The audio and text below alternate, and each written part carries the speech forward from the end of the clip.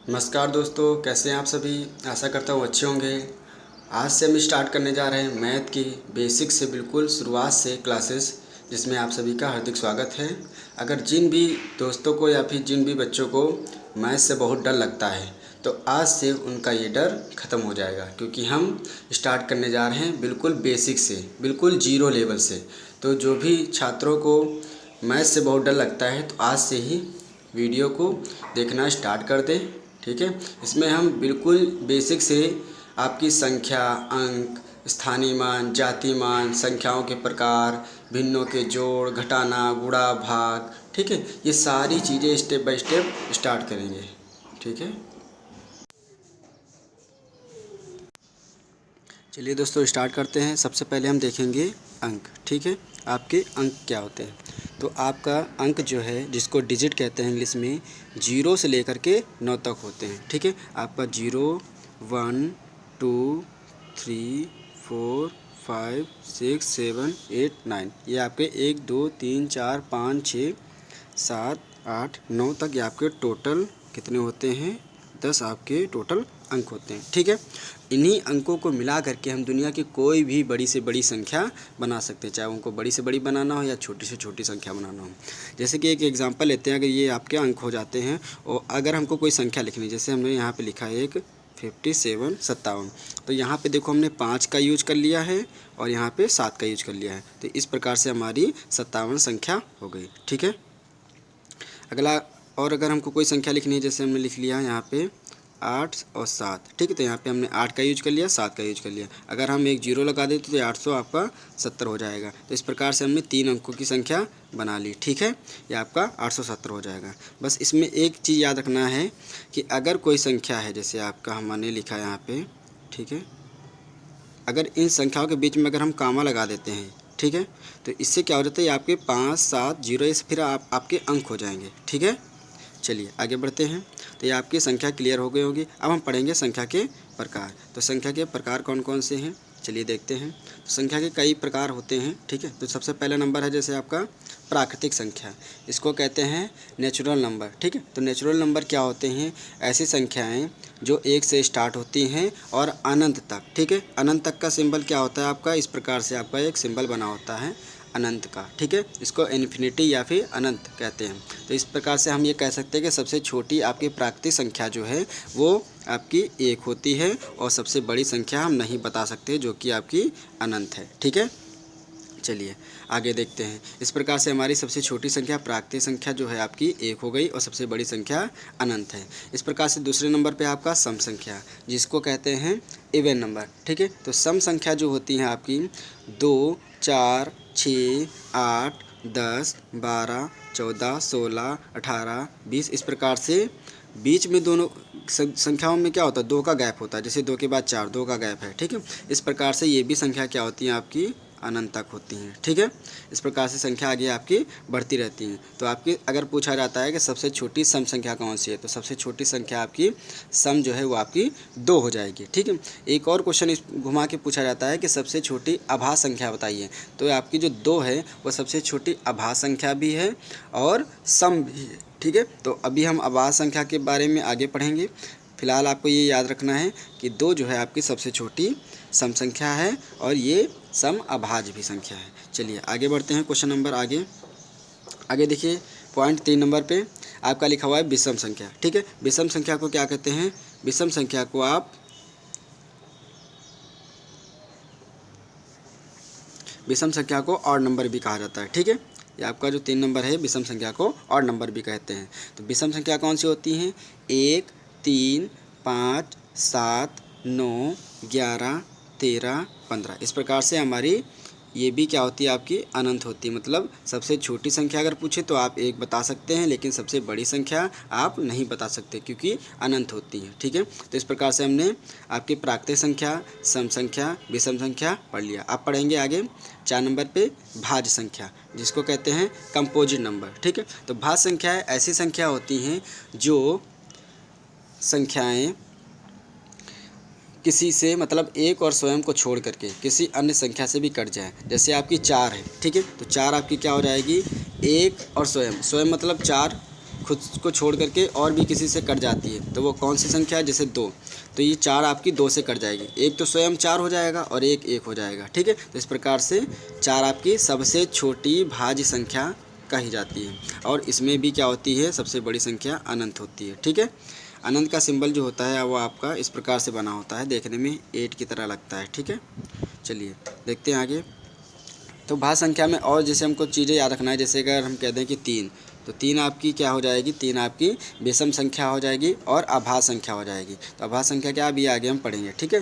तो आपको याद रखना है कि 4 संख्या जो है आपकी सबसे छोटी भाज्य संख्या है और बड़ी संख्या नहीं बता सकते, अनंत होती है, ठीक है।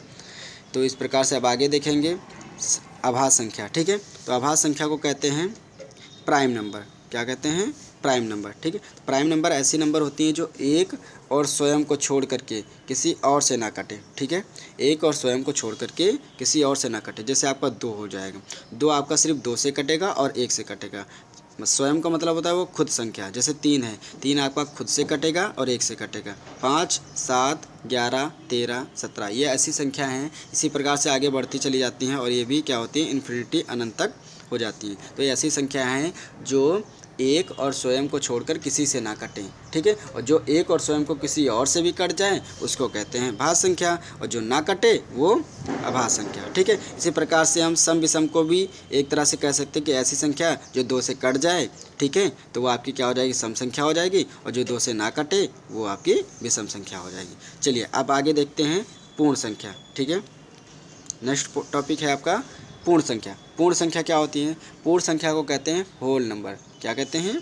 होल नंबर, ठीक है। तो होल नंबर में हम पढ़ेंगे कि जैसे कि अभी हमने प्राकृतिक संख्या नेचुरल नंबर पढ़ा है, ठीक है। तो नेचुरल नंबर में हमने देखा कि 1, 2, 3 इस प्रकार से संख्या बढ़ती चली जा रही थी। तो बस क्या करना है? प्राकृतिक संख्या के पहले आपको बस क्या करना है? 0 ऐड कर देना है, ठीक। ये आपका जो 0 है बस इसको ऐड कर दोगे तो पूर्ण संख्या हो जाएगी। अब नाम से लग रहा है पूर्ण संख्या, ठीक। तो मतलब पूर्ण मतलब होता है पूरा करना, ठीक है, एक तरह से। तो क्या किस चीज़ की कमी थी यहाँ पे? आपकी 0 की कमी थी, तो हमने 0 को आगे लगा दिया तो आपकी पूर्ण संख्या हो गई, ठीक है। चलिए आगे बढ़ते हैं। तो इस प्रकार से हमने पूर्ण संख्या देख ली। अब अगला नंबर है आपका पूर्णांक, ठीक है। तो अब हम पढ़ेंगे पूर्णांक। पूर्णांक क्या होते हैं आपकी? तो पूर्णांक को हम कहते हैं इंटीजर्स। क्या कहते हैं? इंटीजर, ठीक है। तो इंटीजर जो होते हैं आपके पूर्णांक संख्या है, मतलब संख्याओं का ऐसा समूह जिसमें ऋणात्मक भी संख्या हो और इधर वाली आपकी देखो धनात्मक संख्या है। तो कहने का मतलब ये है कि जैसे बीच में आपका 0 हो जाएगा और 0 के इस साइड में क्या हो जाएगी? ठीक है, इस साइड में आपकी प्लस वाली धनात्मक संख्या होती है और इस साइड में 0 के लेफ्ट साइड में क्या होती हैं? ऋणात्मक संख्या होती हैं। और दाहिनी तरफ राइट साइड में आपकी धनात्मक संख्या होती है। तो ऐसी संख्याओं का समूह जो 0 से लेकर के और आपकी धनात्मक और ऋणात्मक सारी संख्याएं होती हैं, ठीक है, उन संख्याओं को हम पूर्णांक कहते हैं। एग्जाम्पल के लिए भी हम देख लेते हैं, जैसे कि आपका लिखा हुआ है यहाँ पे आपका, अगर हम देखेंगे 0, ठीक है। तो यहाँ पे अगर हमने देखा कि आपका 0 लिखा हुआ है, ठीक है, 0, और 0 से देखो अगर हम बाएं तरफ जाते हैं तो आपको सारी ऋणात्मक संख्या मिलेंगी। ये भी क्या होती है? अनंत तक होती हैं। और 0 से अगर हम दाहिनी तरफ जाएंगे तो हमको ये सारी धनात्मक संख्या प्लस वाली मिलेंगी, ठीक है। तो इस प्रकार से हम कह सकते हैं जो पूर्णांक है उनको 2 भागों में बांटा गया है। एक तो आपका हो जाएगा नेगेटिव, ठीक है, और एक आपका हो जाएगा पॉजिटिव, ठीक है। तो नेगेटिव किससे कहेंगे? जो आपकी दाहिनी तरफ बाएं तरफ वाली बाएं तरफ वाली संख्याओं को हम ऋणात्मक संख्या कहते हैं, ऋणात्मक पूर्णांक कहेंगे। और आपको जो दाहिनी तरफ या राइट हैंड साइड में दाएं तरफ जो संख्याएं होंगी उसको हम पॉजिटिव या धनात्मक पूर्णांक कहेंगे, ठीक है। चलिए अब आगे देखते हैं आपकी पूर्णांक के बाद अब हम पढ़ेंगे सह-अभाज्य संख्याएं, ठीक है। तो सह-अभाज्य संख्या को हम क्या पढ़ेंगे? सह-अभाज्य संख्या को कोप्राइम नंबर भी कहा जाता है, ठीक है। तो कोप्राइम नंबर ऐसे नंबर होते हैं इसमें संख्याओं का जोड़ा होता है, ठीक। जैसे यहाँ पे हमने संख्या इसमें अलग अलग नहीं होती, इसमें 2 संख्या हम ले सकते हैं। तो संख्याओं का ऐसा समूह या ऐसा जोड़ा, ठीक है, जिसमें क्या हो आपस में एक दूसरे से ना कटे। जैसे कि हम किसको ये भी कह सकते हैं कि उन दोनों संख्याओं का मासा 1 होना चाहिए। अब मासा क्या होता है? HCF। तो HCF अभी हम आगे अगली वीडियो में पढ़ेंगे, ठीक है। तो HCF का मतलब ये होता है कि इन दोनों के बीच में क्या होना चाहिए, मासा 1 होना चाहिए। मतलब ये 4 और 5 ऐसी कोई भी संख्या नहीं है जो इन दोनों को काट सके। अगर हम यहाँ पे ले लें हम 4 और 6 और 4, तो हमने देखा अगर ये आपकी है तो ये आपकी शाहबाज संख्या नहीं है, क्योंकि ये 2 से कट जाएगी और ये भी 2 से कट जाएगी। जब ये 2 से कटेगी 3 आएगा और ये 2 से कटेगी तो आपको 2 आ जाएगा। तो ये आपकी शाहबाज संख्या नहीं थी। लेकिन अब आपका ये जो 2 और 3 है तो ये आपकी शाहबाज संख्या हो जाएंगे। ठीक है, देखने के लिए अगर हम दूसरा एग्जाम्पल लेते हैं तो देखने में बेशक आपको लग रहा हो कि आभाज्य संख्या, आभाज्य संख्या जो किसी से ना कटे, ठीक है, वो आभाज्य संख्या हो जाती है। ठीक है, तो जैसे अगर हम लेते हैं 8 और 7, तो कामा लगा देंगे अगर बीच में, तो आपको लगेगा कि ये जो 8 है आपकी अभाज्य नहीं है, भाज्य है, तो उससे मतलब नहीं होता है। ठीक है, आपको सिर्फ ध्यान ये रखना है कि ये जो 2 संख्याएँ हैं आपस में, ऐसी कोई उभयनिष्ठ संख्या नहीं होनी चाहिए जो इन दोनों को काट दें। अगर कोई 2 संख्याओं को काटने वाली कोई उभयनिष्ठ संख्या है, उसी को कहते हैं HCF। तो HCF आपका 1 के अलावा और कुछ नहीं होना चाहिए। ठीक है, चलिए आगे देखते हैं अब हम। तो शाहबाज मुझे लगता है आपको समझ में आ गया होगा। अब हम पढ़ेंगे जुड़वा आभाज्य संख्या। ठीक है, तो जुड़वा आभाज्य संख्या क्या होती हैं, अब इसमें भी हमको ध्यान रखा है आभाज्य संख्या। ठीक है, तो लेकिन आभाज्य संख्या होनी चाहिए इसमें। ठीक है, इसमें क्या होता है, शाह मतलब होता है साथ में होना चाहिए, और इसमें क्या होना चाहिए, जुड़वा मतलब एक साथ होनी चाहिए। तो एक साथ होनी चाहिए, लेकिन उनके बीच का अंतर कितना होना चाहिए, 2 का। अब अगर हम लेते हैं जैसे आपका 2 भी आपका अभाज्य है और 3 भी आपका अभाज्य है। ठीक है, लेकिन इनके बीच में अंतर कितने का है, अंतर तो सिर्फ 1 का है, इसलिए हम 2 को नहीं लेते हैं। इस प्रकार से हम 3 और 5 को ले लेंगे, 5 7 ले लेंगे। 7 के बाद अगर हम देखा जाए 9, तो 9 आपकी भाज्य है, इसलिए 9 को नहीं ले सकते। फिर आपका 11 और 13 हो जाएगा। इसके बाद फिर आपका 17 19 हो जाता है।